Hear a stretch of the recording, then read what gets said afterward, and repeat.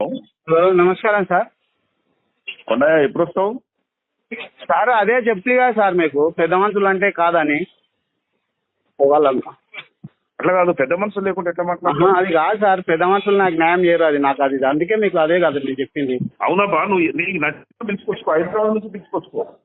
పెద్ద మనుషులతోనే కాదు సార్, మాకు పెద్ద మనుషులు ఎంతసేపు ఉన్నా మమ్మల్ని వాళ్ళు ఇది చేస్తారు. నేనున్నా కదా ఈడ, నేనున్నా కదా.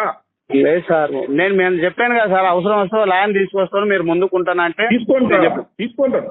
లాయర్ని కాకపోతే ఎవరినన్నా తీసుకురా, ఒక ఇద్దరు మనుషులు, నువ్వు పెద్ద మనుషులు తీసుకొచ్చుకోవాలి కదా. పెద్ద మనుషులతోనే కాదు సార్ మాకు, ఎందుకంటే పెద్ద మనుషులు మాకు అన్యాయమే చేసారు. ఇంకా మళ్ళీ కూర్చుంటే వాళ్ళు ఇంకా ఇంత అన్యాయం చేస్తారు. నేను చెప్తున్నా కదా, నేను అందరినీ కూర్చోబెట్టి దాన్ని సాల్వ్ చేస్తా, ప్రాబ్లం సాల్వ్ చేస్తా అని చెప్తున్నా కదా. వాళ్ళు విన్నారు సార్, మాకు తెలుసు. మొన్న నీవు ఇంటే మా మాట వినలేదని అన్ని, మొన్న కూడా వాళ్ళ మాట వినలేదని అంటారు సార్ వాళ్ళు. నీకు ఒక విషయం అర్థమవుతుంది, నేను ఒక డిఎస్పీ స్థాయిలో చెప్తున్నా. నీకు తలకాయ ఉండి మాట్లాడుతున్నావా, తలకాయ లేకుండా మాట్లాడుతున్నావా? చెప్పండి సార్.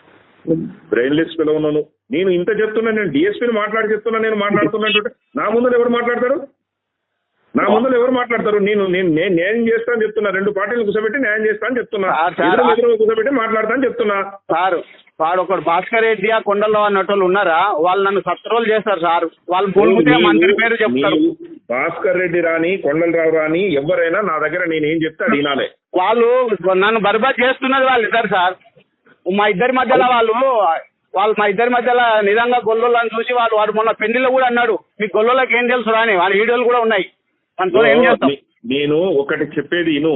ఇప్పుడు మీరిద్దరు పిల్లనిచ్చుకున్న వాళ్ళు మీరిద్దరు, వాళ్ళు పక్కకుండేటోళ్ళు వాళ్ళు పక్కకుంటలేరు సార్, పక్కకుంటలేరు. వాళ్ళు వచ్చి మా పెళ్లిలో వచ్చి మా క్యాస్ట్ తో వాడు దిక్కిన వాళ్ళ వీడియోలు కూడా ఉన్నాయి. యూజ్లెస్ లో నేను చెప్పేది అర్థమవుతుందా? అర్థం కాదు. నేను మాట్లాడుతుంటే నువ్వు మళ్ళీ అట్లా మాట్లాడతావు. మాట్లాడతాను చెప్తున్నా కదా సార్. వాళ్ళు ఎవరు తెచ్చుకుంటావో ఇద్దరు పెద్ద మనుషులు తెచ్చుకో. ఎవరు లేకుండా నువ్వు నేను రాను సార్, నువ్వు మాట్లాడతారంటే నేను ఎట్లా మాట్లాడతానా? నీ పంచాది పెద్ద మంత్రులతో నాకు న్యాయం జరగదనే కదా సార్ చెప్పేది. అడ్వకేట్ని తీసుకొచ్చుకో హైదరాబాద్ నుంచి తీసుకొచ్చుకో. ఎవరినన్నా తీసుకొచ్చుకో, నువ్వు హైదరాబాద్ తెచ్చుకొచ్చుకో. నేను పిలుస్తా, నేను ఇద్దరు ముగ్గురిని పిలుస్తా. వాళ్ళని మిమ్మల్ని కూర్చోబెట్టి మాట్లాడి. ఇప్పుడు నేను ఒక్కరిని మాట్లాడితే నేను బదనాం అవుతా. ఇప్పుడు నువ్వు ఉండాలి, వాళ్ళు ఉండాలి. వాళ్ళు లేకుండా నేను మాట్లాడతారంటే నేను ఎట్లా మాట్లాడతా? మీ పంచాయతీ ఫాల్తూ పంచాయతీ, థర్డ్ క్లాస్ పంచాయతీ మీది. వాళ్ళు థర్డ్ క్లాస్ కానీ మా పానాలు తీస్తున్నాడు కదా సార్. నువ్వు సకమైనవి వాళ్ళు నీ ప్రాణం తీస్తున్నారు కానీ ఇవన్నీ వద్దు, నువ్వు రా ఈడికి, నేను మాట్లాడతా అని చెప్తున్నా. ఫస్ట్ సార్ వాళ్ళకి నోటీసులు ఇవ్వండి సార్ అంటే మీరు మా ఎంత పడే సార్ వాళ్ళకి నోటీసులు. భాస్కర్ రెడ్డి గారు చెప్పరా, ఇవన్నీ కథలు చెప్పగలరు. నువ్వు వస్తావా రావా? నాకు ఇది ఒకటే చెప్పరా సార్. ఇప్పుడు మేము అడిగిందని సమాధానం చెప్పు. పనికి మనరా నోటీసులు ఇవ్వండి అని మేము చెప్తే మీరు నోటీసులు కాదురా, నేను అన్ని ఇస్తా. నేను అడిగిన దానికి చెప్పు. నువ్వు మొన్న చెప్పిపోయినావు కదా, నాకు వస్తా సార్ అని చెప్పినావు కదా. సార్ నేను వస్తానన్నా, మీరు నోటీసులు ఇవ్వమని మేము తిరిగినాం ఎస్పీ దాకా కూడా. కానీ మీరు నోటీసులు ఇవ్వకుండా రాజాను ఫస్ట్ వాళ్ళు నోటీసులు ఇచ్చినాక వాళ్ళ కోర్టు షాట్యూ చేసినాక వచ్చి మాట్లాడతాను. నీకు ఒకటే చెప్తున్నా, నువ్వు వస్తావా రావా? ఇది ఒకటే చెప్పు. నాకు మిగిలిన అన్ని వద్దుగా. నువ్వు వస్తా అంటే నేను మాట్లాడతాను, నువ్వు రానంటే సరే నువ్వు చేసేది నువ్వు చేసుకో, నేను చేసేది నేను చేస్తా. ఏం చేస్తారు సార్? ఒకవేళ చంపేస్తారు అంతే కదా, అంతకన్నా ఏం చేస్తారు చెప్పండి? చంపాల్సిన అవసరం మేమేం చేస్తాం రా? నిన్నెందుకు చంపుతాం? కొండలరావు భాస్కర్ రెడ్డి అనేటోడు మంత్రి అని చెప్తున్నారు.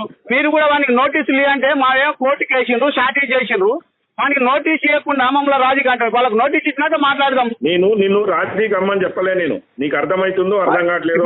నీకు అర్థమైతే నీవు మొన్న 2 గంటలు మాట్లాడినా నీతోని లేదా నాకైతే అర్థం కావట్లేదు. ఆ రోజు కూడా ఇదే చెప్పినా సార్, నేను పెద్దవంతులతో రాను సార్, ఏదైనా మీరు చెప్తే ఇంత అని చెప్పిన. నేనే చెప్తారా? నేనే మాట్లాడతా అని చెప్తున్నా. మాట్లాడతా సార్. ఇప్పుడు ఆ అమ్మాయి పిటిషన్ వేసుకోను కేసులో విత్డ్రా కోసానికి కోర్టులో పిటిషన్ వేసుకున్నాక మాట్లాడదాం. ఒకవేళ జడ్జి పిటిషన్ ఓకే అని అంటే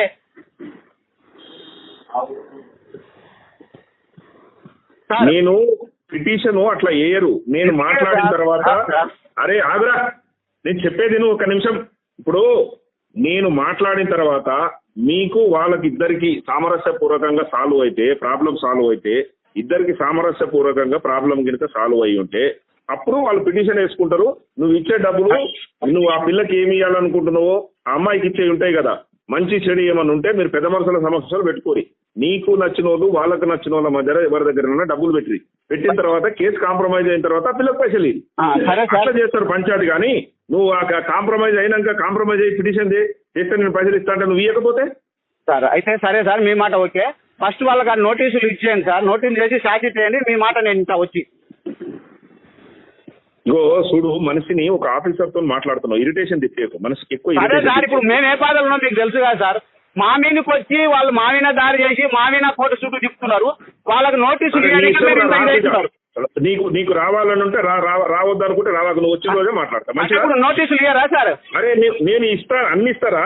ఇచ్చినా కాంప్రమైజ్ కొరకే మాట్లాడుతున్నాము, నోటీసులు ఎందుకు మాట్లాడుతున్నాను? సార్, నేను కేసే కాంప్రమైజ్ గురించి మాట్లాడతా రమ్మని చెప్తున్నా, మళ్ళీ నోటీసుల గురించి ఎందుకు మాట్లాడుతున్నావు అంటున్నా నేను. ఇప్పుడు వాళ్ళు ఊళ్ళో ఏం మాట్లాడుతున్నారో మాకు తెలుసు సార్. మీరు నోటీసులు ఇచ్చినాక మీరు పిలిస్తే నేను రాకపోతే అడుగుండి. వాళ్ళ నోటీసులు ఎంత చేపిస్తాం రా? నోటీసులు నీ దగ్గర 2 నిమిషాలలో నీ నోటీసులు సంతకం పెట్టి ఇస్తాం. నోటీసులు పెద్ద సమస్యనా అదేమన్నా?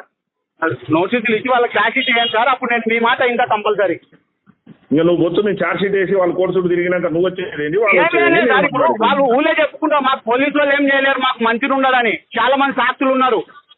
మేము పోలీసు వాళ్ళకి చెప్పే వచ్చి వాళ్ళ ఇంటి విందుకు వచ్చినామని. మరి ఇప్పుడు అది నిజం రుజువు నేను ఈ అడ్డమైన మాటలన్నీ నువ్వు మాట్లాడితే నేను మళ్ళీ మాట్లాడితే బాగుండదు. ఇక నువ్వు మాట్లాడుతున్నావు, నువ్వంటే బేకార్, నువ్వేం మాట్లాడినట్టు నేను ఒక స్థాయిలోనే నేను మాట్లాడకూడదు. నేను చెప్పేది నీకు అర్థమవుతుందా, అర్థం కావట్లేదా?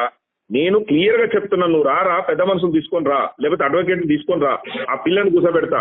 నువ్వు నీ కోడలికి ఏమి ఇయ్యదలుచుకున్నావు ఇచ్చిన తర్వాత నీకు ఒకవేళ కాదంటే పెద్ద మనుషుల సమక్షంలో పెట్టు. మీరు అన్ని కాంప్రమైజ్ అయినాక నేను పైసలు ఇప్పిస్తా అని చెప్తున్నా. నేను ఇంత క్లియర్ గా చెప్పినాక మళ్ళీ నువ్వు నోటీసులు ఇచ్చి ఛార్జ్ షీట్ వేస్తారని మాట్లాడతావు. నోటీసులు నీకు ఇస్తాం, వాళ్ళకి ఇస్తాం, అందరూ ఛార్జ్ షీట్ వేస్తాం, కేసులు ఉన్నాయి వేస్తాం ఛార్జ్ షీట్. మాకు అయింది సార్, మాకు అయింది. వాళ్ళకి నోటీస్ ఛార్జ్ షీట్ వేసినాక మాట్లాడతారు సార్. సరే మంచిది, ఇంకా నువ్వు రావులే.